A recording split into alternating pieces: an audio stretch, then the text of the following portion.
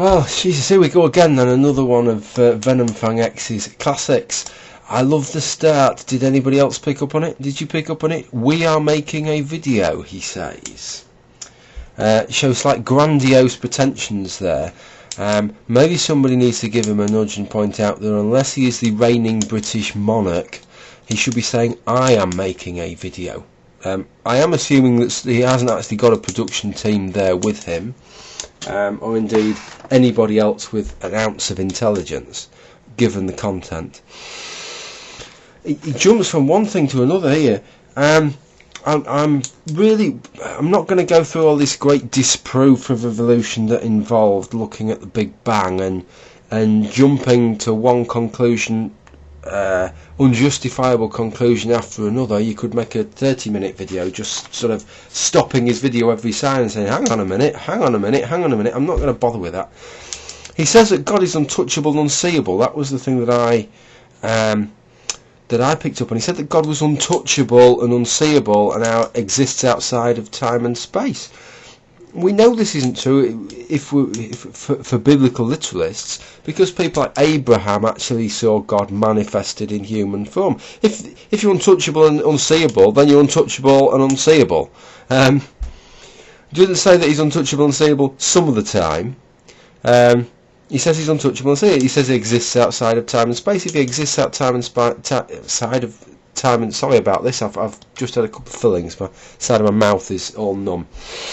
If he exists outside of time and space, how does he interact with us? If he exists outside of time, how can he hear our prayers? How can he discern which prayer comes before another? How can he discern whether the start of the sentence comes before the end of the sentence? He exists outside of time. All points in time will come alike to him. Time will seem as a singularity. It will seem as a single point. Absolute barmy bastard he must be to come out with stuff like that. He talks about, this is something that I really want to bring up. He talks about the Big Bang explosion. If you see all these pictures of the Big Bang, all these images he shows, it shows an explosion, and every single one of them are an explosion in space. The Big Bang is not an explosion in space. You couldn't stand there with a camera recording the Big Bang, because the Big Bang was an explosion of space, not an explosion in space. It wasn't exploding into anything. This is perhaps a hard thing for anybody to get their head round. Even people who have believed it for their entire lives, because it doesn't fit with common experience, and humans tend to look at things through common experience, but it is not an explosion in space, and seeing a great big explosion like that from a camera far back is totally and utterly wrong. It isn't like that, and every image you see like that is misleading. It misrepresents it. To even talk of it as an explosion is really misleading. It's an expansion. He talks about a singularity about this. It kind of shows a progression of how we've realised that we've actually scientists have worked their way back to a singularity. You know, the singularity, once you start talking about singularities, you start talking, quantum mechanics very much comes into play, and now you get a fuzzy line between space and time. And so talking about an exact start time for the universe is a very difficult thing to do when you get to that period of time. So when you get down to that small a size, because of this quantum uncertainty. He talks about logic. He's talking about logic in relation to this, but logic doesn't enter into this. When you're talking about quantum mechanics defies logic. It really defies. Logic is based on our common experience. Quantum mechanics defies that common experience type of logic, but it is science because it is testable and it is repeatable in a statistical sense. He then talks, I love these graphs on population growth. Did you notice the first graph of population growth? My frozen mouth again. It takes no account of Noah's flood, so I was a bit disappointed when he put up his second graph, and that one did. But did you see about the second graph?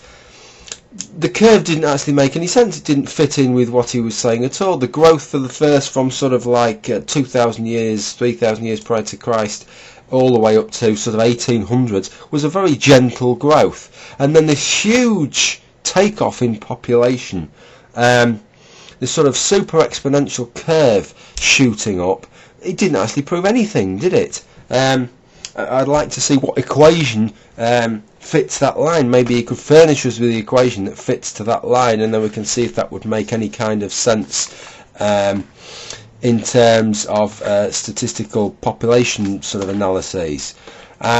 I don't think it actually would. We all know why why populations are as they have. The human population would have been stable for a large period of time, the same as most animals' populations are stable. There are some animals where there's exactly the same number of animals now as there were thousands of years ago. Does that mean the Earth gone on for an infinite period of time? You can't extrapolate things in that kind of a way. He then talks about the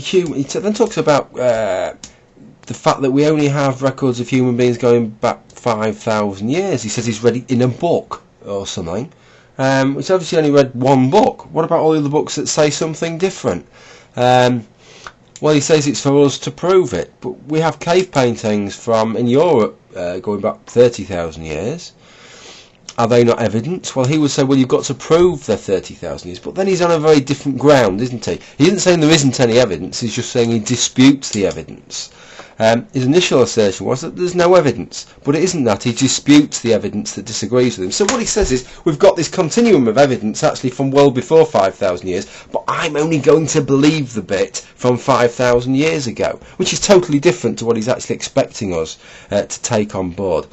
Anyway, I'm looking forward to his next one. His next one, he says, is about Noah's Ark, and it's going to be about the flood.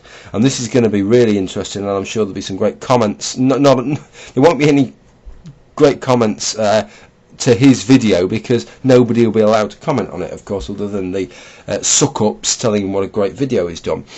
But I'm sure there'll be some great responses. I made a response some time ago to a similar video talking about the problem of genetic diversity. If you have this idea that from one kind of animal, you can breed all the different species, such as the example he will probably give will be dogs. What that requires is a large genetic diversity within a population. And the only way you get that genetic diversity is by having a large population and a large mature population. If he only has one pair of animals, he has the very minimum amount of genetic diversity. At maximum, you could only have 4 alleles for each gene. And that's a maximum with 2 individuals of each. So I'm really interested to see how he ties those two ideas together, because what he'll say is he'll talk about microevolution and believing in microevolution, but to get from that microevolutionary standpoint to all these different species, you would need a very, very large genetic diversity within the population, and he's going to have a very, very tiny population due to this ark business. So it'll be interesting to see what he comes out with on that. I should think what he probably will come out with will be a load of old bollocks, quite honestly.